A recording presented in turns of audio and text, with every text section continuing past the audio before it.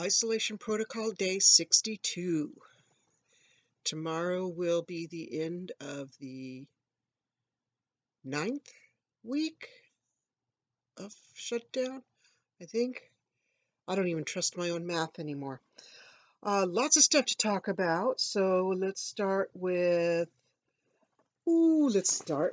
this awesome, delightful tote bag from the wonderful author Susan Griscom.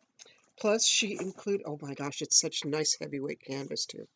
Plus, she included a book, and yes, I'm using it, or used, because I finished it already, used a ball band from yarn to as a bookmark. Uh, Zodiac Shifters, Wet Kisses, Susan Griscom's Pisces. Yeah, fun, lots of stuff on the title, but the title is actually Wet Kisses. It's fantastic, absolutely fantastic. Her writing, her first book that I read was Elusive Aftershock, which is for like older teens, young adults. Really, really wonderful books. A lot of exciting stuff going on. You get all the teenage, um, falling in love, falling out of love kind of thing, but it all takes place well, after a big earthquake, hence the title Aftershock. Uh, Really, I mean, there are some parts where you just cry, other parts where you laugh, like when they get trapped in a wine cave. Uh, and for people who don't live in wine countries, wine caves are underground storage areas for wine because they're underground, the temperature stays the same, so the wine is able to age nicely and store well. So anyhow, it's a wonderful book, and her writing has just kept on getting better. There have been a few where I'm saying, "Oh, she's a fantastic author," and I read it, and it's like, yeah, it's a 4.5 star book. So I was really disappointed at a 4.5 star book because I expect so much more from her. But this one, yes, back up to 5.5 stars out of 5. Yeah. Anyhow, I'm also reading on my Kindle, uh, Corbin Manor by K.L. Hall. It's got a few things. It's a mystery. It's a murder mystery. You kind of get into the head of the murderer, but you don't know who the murderer is. So it's really very, very interesting. Uh, there's a few a few issues that I have with it. Like before you even meet a character, you get a 2 or 3 page history of their entire background. It's just like, why do I need this? Um, I'd rather get that kind of stuff little by little, but you get all this backstory about a character who then is dead 5 pages later. It's like, why? Shouldn't all that backstory come out in the investigation? So that's just a pet peeve of mine, to have all the backstory dumped on you like that for a character that you don't even think, well, right now I don't even think that character is really a main character because she's dead. So anyhow, it's not a bad book. It's the writing style, other than dumping the background information on you all the time, is really nice. Um, and it's a book that I will probably read more from this author. So yeah, there's that one, and I've got several other books going too on my Nook, and another paperback that I've just picked up. So lots of reading going on.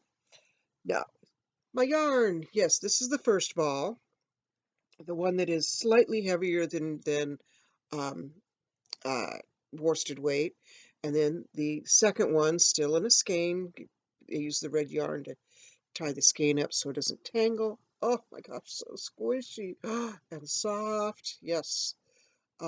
Forget the name of the color, but it's um, Malabrigo. So the wool is made from Malabrigo. It is just, yes, wonderful. Easy, fairly easy to spin.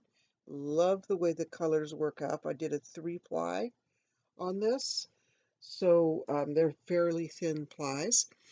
Uh, I also prepared some undyed mixed wool for spinning, and so I am covered with lint, so kind of just ignore all the little white flecks all over me.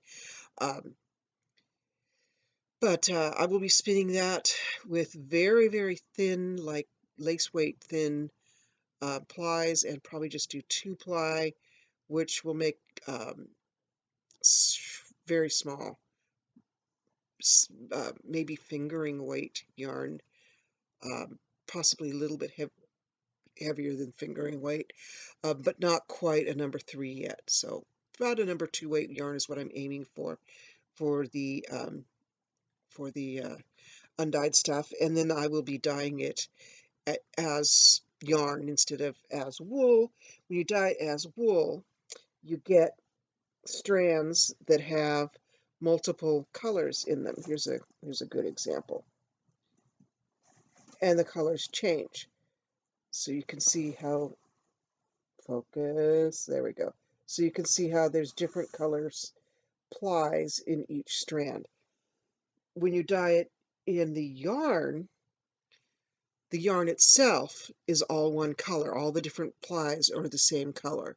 And there may be different um, variations throughout the yarn, but each ply of the 2 or 3 plies or 4, however many you put in there, they're all going to be the same color in the same places. So you won't get that tweedy multicolored look. What else do I got going on?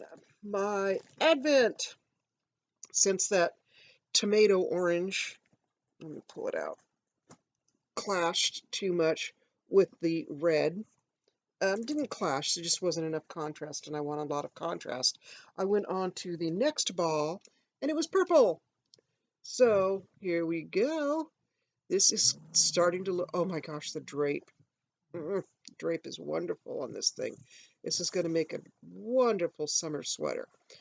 After a discussion with somebody who had no idea what I was talking about, I was trying to decide between doing a set-in sleeve or a dropped shoulder lower sleeve.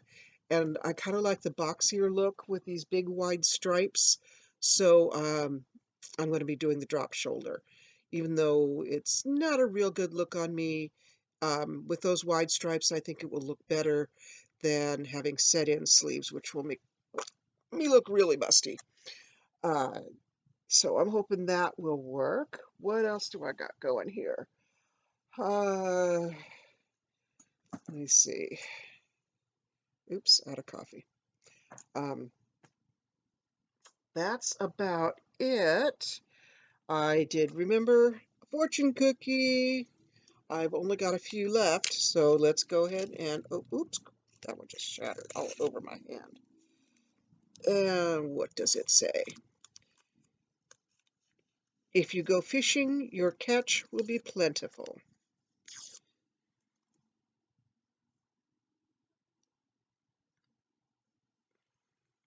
Yes, my fingernails are dirty.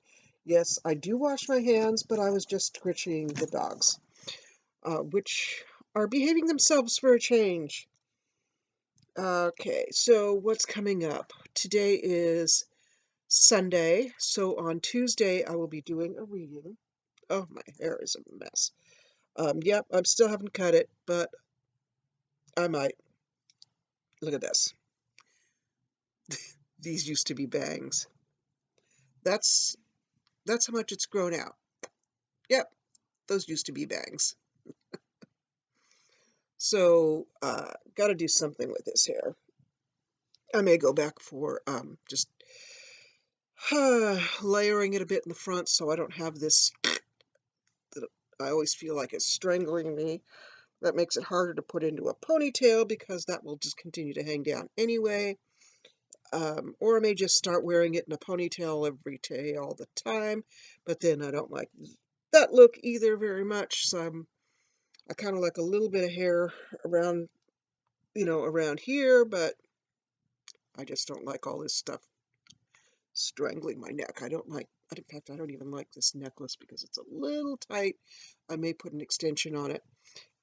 And you can see I keep tugging at this t-shirt because the neckline comes up a little high.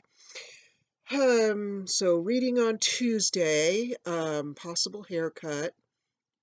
My birthday is, I have 8 days left in my advent calendar, so 8 more days for my birthday.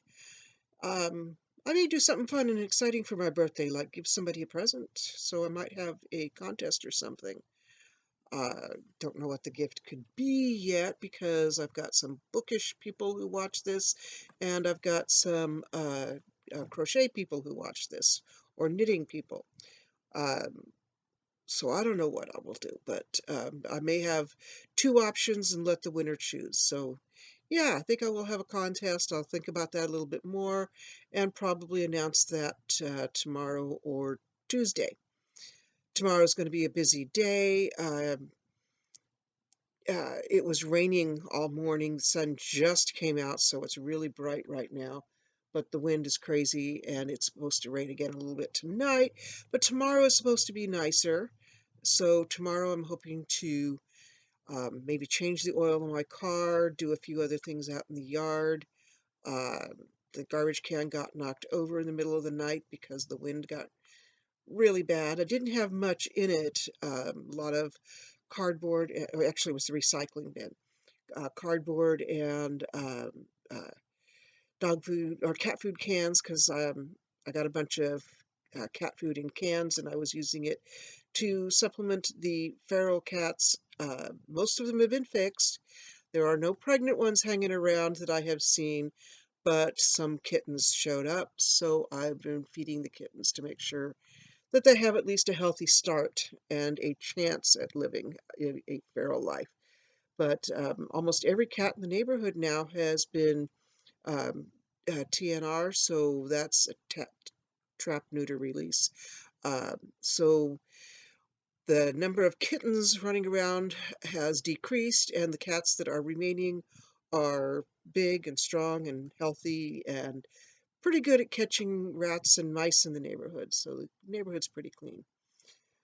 Anything else? Cat food. Oh, so the cat food and the recycling got scattered all over my driveway, and because of the rain, the cardboard got soggy. It's a big mess out there, um, and it's going to take me a while to clean up because my back is still bothering me a little, and it's kind of difficult for me to bend over. Oh my gosh, look how long that this video has gotten so far. All right, so I will stop babbling now and think about what I want to do for a contest. So be sure to check in on, let me just say Tuesday. I'll announce it on Tuesday of what the contest is, and it will run for 1 week. And I will announce the winner on my birthday, which will be the following Tuesday. So, yeah, that's it for Isolation Protocol Day 62. My gosh, 62.